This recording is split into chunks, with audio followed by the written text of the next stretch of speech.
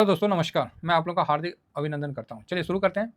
तो जैसा कि अभी हम लोग कोटक अल्फ़ा पे लोगों ने बोला सर बनाने के लिए, तो कई जगह कोटक अल्फ़ा लिखने से आता है, कई जगह अल्फ़ा लिखने से आता है। Alpha, only for alpha, ALPHA।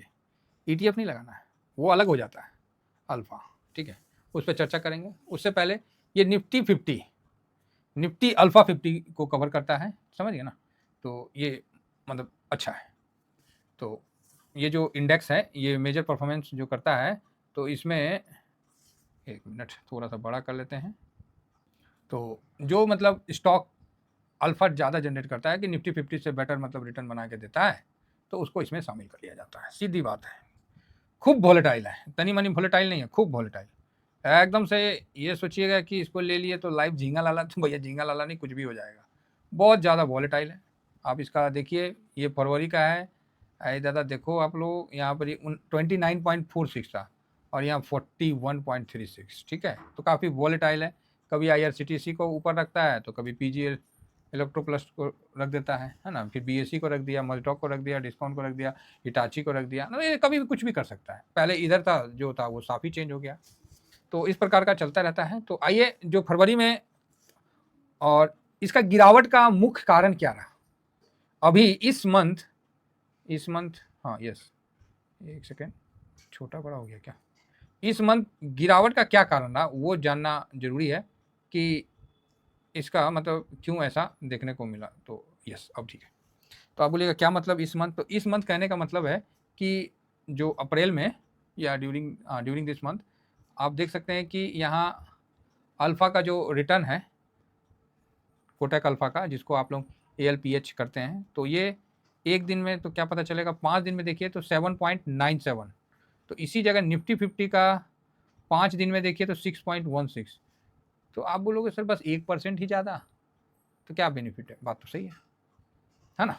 तो 1 महीना का देख लेते हैं। तो 1 महीना में 1.85 और 1 महीना में निफ्टी 50 3.76। तो आप बोलिएगा सर ये तो जो निफ्टी अल्फ़ा है कोटक, ये तो निफ्टी 50 से कम दे रहा है। हाँ, ये बात समझ में आई बात? तो क्यों? तो इस बार इसमें जिस स्टॉक को लिया था, जिसने ज़्यादा अल्फ़ा जनरेट किया था, वो स्टॉक यहाँ जो पोजीशन किस सेक्टर में कम ज़्यादा किया, ये आप देख के समझ सकते हैं अभी तक कम होने के कारण। निफ्टी 50 ज़्यादा रिटर्न दे रहा और निफ्टी अल्फ़ा कम रिटर्न दे रहा, ये मतलब काफ़ी ताज्जुब वाली बात है। तो यहाँ जो सबसे बड़ी बात है कि सबसे पहले कैपिटल गुड्स में 25 पॉइंट, चलो वो बाद में, पहले इधर से कर लेते हैं। फाइनेंशियल सर्विस है ना, ये फाइनेंशियल सर्विस यहाँ 21.10 था, अभी ये 20.80 है, तो माइनस। तो ये जो फाइनेंस में जो माइनस किया ना, यही इसका सबसे बड़ा नहीं भागने का कारण रहा, ठीक है? तो ये चीज़ क्लियर है। तो फाइनेंस में इसने माइनस किया, तो ज़्यादा नहीं लेकिन थोड़ा किया। कंज्यूमर ड्यूरेबल में इसने पोजीशन बढ़ाया है। अब देखना है, जिस दिन कंज्यूमर ड्यूरेबल चढ़ता है उस दिन अल्फा आपको भागता हुआ दिखेगा अप्रैल मंथ में। तो कंज्यूमर ड्यूरेबल पे ध्यान रखने का है। कैपिटल गुड्स में भारी मात्रा में कमी किया गया, भारी मात्रा में हेल्थ केयर में बढ़ोतरी किया गया है, कंज्यूमर सर्विसेज में आपको बढ़ोतरी किया गया है, और सर्विसेज में आपको यहाँ नया सेक्टर को इंट्रोड्यूस करता हुआ दिखाया है, सर्विसेज, ठीक है? तो अच्छा है, बढ़िया है। पहले कंज्यूमर सर्विस था, ओनली फॉर सर्विसेज का नया सेक्टर आपको इंट्रोड्यूस किया है। टेलीकम्युनिकेशन ठीक ठाक है, 3.52 है, पहले से बढ़ा है। और मेटल माइनिंग में 3.41 से 3.34 किया गया, तो हल्का सा माइनस प्लस इक्वल है। जिस मतलब oil and gas consumer fuel में 3.76 था, तो यहाँ भी कम किया है। पावर में 2.09 था, यहाँ पावर में 3.10 किया। केमिकल में 2.30 था और यहाँ जाके आपको केमिकल में 3.47 से कम किया गया है। कंस्ट्रक्शन में भी आप देख सकते हैं 4.85 था, तो वहाँ से भी कम किया है। ऑटो कंपोनेंट्स में जो भी है, तो ऑटो इसमें था 2.84, वहाँ से भी कम किया है। रियलिटी, तो आप देख सकते हैं कि रियलिटी सेक्टर में भी यहाँ पोजीशन कम किया है। और लास्ट में आ जाता है IT 3.04 था, वहाँ तो 0.07 किया, बुल टॉस कम किया। तो ये फरवरी का, ये मार्च का, ठीक है? तो अच्छी बात इसमें है ये है कि इसमें अभी IT नहीं है, IT का गिरावट इस पर इम्पैक्ट नहीं करेगा। सेकेंड, बैंक की तेजी, इसमें तेजी लाई, लेकिन काफ़ी पोजीशन इसमें उठापटक हुआ है। अब आप लोगों के दिमाग में होगा सर ये कंज्यूमर ड्यूरेबल क्या है, ये तो बताइए। हाँ चलिए, नहीं कंज्यूमर ड्यूरेबल में जो बढ़ा है इतना बड़ा परसेंटेज, इसका मतलब क्या है, इसमें कौन से स्टॉक आते हैं? तो मैंने सोचा कि बताने से अच्छा ना दिखाने में मजा आएगा, तो हम लोग आपको दिखाते हैं कि कंज्यूमर ड्यूरेबल में क्या आता है। तो ये है कंज्यूमर, ये मैंने कल रात को ही बनाने का सोचा था, लेकिन थोड़ा सा बिजी हो गया था, थोड़ा घर परिवार में काम में थोड़ा ज़्यादा ही है, उसी में बिजी हो जा रहा हूँ। तो कोई नहीं, ये तो लाइफ है, ज़रूरी भी है लाइफ को बिजी होना है, नहीं तो इधर उधर जाके कौन चीज़ करेंगे। अपना काम से ही फुर्सत नहीं है हम लोग को, तो थोड़ा सा घर परिवार में बिजी हो जाए। तो ये है आपको कंज्यूमर ड्यूरेबल, देख लीजिए, समझ लीजिए, वोल्टास से लेके सब कुछ है, अंबर भी है, पीजीएल है, तो ठीक है, डिस्काउंट वगैरह है। तो ये ब्लू स्टार, मतलब इसी का भी अच्छा डिमांड है ना, तो ये कंज्यूमर ड्यूरेबल में है। ठीक है, तो चलिए ये आपको बता दिए। अब अल्फ़ा कम रिटर्न क्यों दिया निफ्टी से एक महीना में, तो इसका जवाब मिल गया होगा आपको। तो आप बोलोगे हाँ, इसका जवाब ऐसा है कि फाइनेंस का हल्का कम किया गया है, तो फाइनेंस में वहाँ तेज़ी है, तो वहाँ थोड़ा कम तेज़ी देखने को मिल रहा है। मेनली मुद्दा ये है। आइए आगे बढ़ते हैं, तो होना भी चाहिए एक, और आईटी तो बिल्कुल ही उसमें नगण्य कर दिया गया, तो वो भी एक अच्छी बात है। तो ठीक है, फाइनेंस अपने आप मतलब कोटक अल्फा अपने आप को सही तौर पे मेंटेन करके चल रहा था। इसके अंदर 50 स्टॉक आते हैं, है ना। पीजी, पहला तो पीजी ई हो गया लिमिटेड 9.26 है ना। फिर बीएसई, मजडॉग, डेस्कॉन, मतलब इस तरह से आप देख सकते हैं 50 स्टॉक तक जाता है। ये अल्फ़ा ज़्यादा जिसने जनरेट किया, उसमें मुथू फाइनेंस भी है। अच्छा जी, तो इस प्रकार ये अपना काम करती है। तो अब आप बोलोगे सर अभी जो गिरावट होगी तो उसमें क्या ये कुछ फ़ायदा हो सकता है स्विंग का, तो इसका जवाब है हाँ, क्यों नहीं हो सकता है।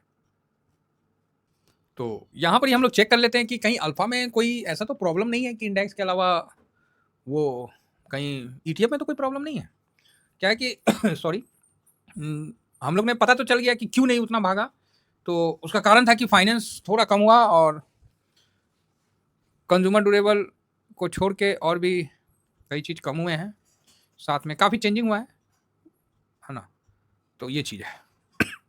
तो फिलहाल यहाँ देखिए कि नहीं, बराबर है, ठीक है। फिलहाल 5 दिन में कोई डिफरेंस नहीं है, 5 दिन में 11% का दिख रहा है मूव, एक महीना में आप देखिए ठीक दिख रहा है ना। तो ये बात है, तो अच्छा है कुल मिला के, ठीक है। तो अभी हम आगे देखेंगे तो इसमें अच्छा बनेगा। अभी थोड़ा सा ये एक बार 46 के लेवल को क्रॉस कर जाए ना, तब ठीक है। अब आइए थोड़ा चार्ट पे देख लेते हैं। अभी तक जो बताया गया वो क्या बताया गया, वो तो बताया गया कि इंडेक्स के साथ ठीक है कि नहीं। अब हम थोड़ा सा चार्ट देख लेते हैं। तो चार्ट में इसने अपना 500 मूविंग को क्रॉस करके नीचे आया था, फिर थोड़ा सा रिस्पेक्ट करके अभी ऊपर आया। तो एक बार ये 46 का लेवल क्रॉस करता है सक्सेसफुली, कितना 46, ठीक है, तब जाके कहीं कुछ अच्छा व्यू यहाँ देखने को मिलेगा। एक बार 46 का लेवल जो है ये क्रॉस करेगा तब थोड़ा सा अच्छा है। बाकी ठीक है, मतलब अल्फ़ा में ऐसा नहीं है कि आप ही का डाउन है, सबका डाउन है अल्फ़ा, तो उसका कारण यही है। तो स्ट्रेटजी जो बोलते हैं ना कि स्ट्रेटजी जब चलता है तो चलता है, जब नहीं चलता है ना तो फिर हालत ख़राब कर देता है। तो कहावत था कि गाड़ी चली तो चली नहीं चला ना तो हालत ख़राब कर देता है, समझ गए होंगे, क्योंकि फिर उसको धक्का मार के ले जाना पड़ता है। और ये उस गाड़ी के बारे में बोला जाता था जो गाड़ी हैवी होती है। तो यहाँ पर ही साहब ऐसा कुछ नहीं है, ठीक है, गिरावट हुआ, अल्फ़ा गिरा। अब अल्फ़ा में कुछ चेंजिंग हो गया इंडेक्स में, जिसमें फाइनेंस थोड़ा कम कर दिया गया, और भी जो चेंजिंग हो गया, तो उसके कारण बाकी लार्ज कैप रिकवर कर रहा है, तो अल्फ़ा स्लो कर रहा है। यहाँ से अगर मार्केट में तेज़ी बनती है तो अल्फ़ा में अच्छा तेज़ी बनेगा। फिलहाल 500 मूविंग एवरेज से ऊपर है, ठीक है। अल्फ़ा हमेशा हम लोग का पहला स्टेटमेंट यही रहता है कि 10% की गिरावट पे ही खरीदना है, और ये भाई साहब 33-34% गिरा था, और अभी भी 25% गिरा हुआ है। ये रिकवर करेगा, चिंता मत करिए। निफ्टी हाई बनाएगा उससे पहले ये 25% रिकवर कर लेगा, अगर रिकवरी होती है तो, और डाउन होता है तो वापस से ये नीचे जाएगा, ठीक है। तो अल्फ़ा में कहीं कोई दिक्कत नहीं है, इंडेक्स के बराबर चल रहा है। थोड़ा सा जो इस महीना में जो चेंजिंग हुआ सेक्टर में, उसमें जिसमें पोजीशन कम किया वही सेक्टर भाग गया, जिस कारण ये उतना नहीं भाग पा रहा जितना इसको भागना चाहिए। फिलहाल इतना ही कहकर अपनी वाणी को विराम देता हूँ। तो अब आप बोलोगे सर करना क्या है, होल्ड होल्ड मत देखिए, अभी सब बोल नहीं सकते हैं, है ना? कि होल्ड करना है, बेचना है, खरीदना है, ये सब बोल नहीं सकते। ये सब आप समझिए कि आप ईटीएफ में आप एक म्यूचुअल फंड खरीद रखे हैं, ठीक है?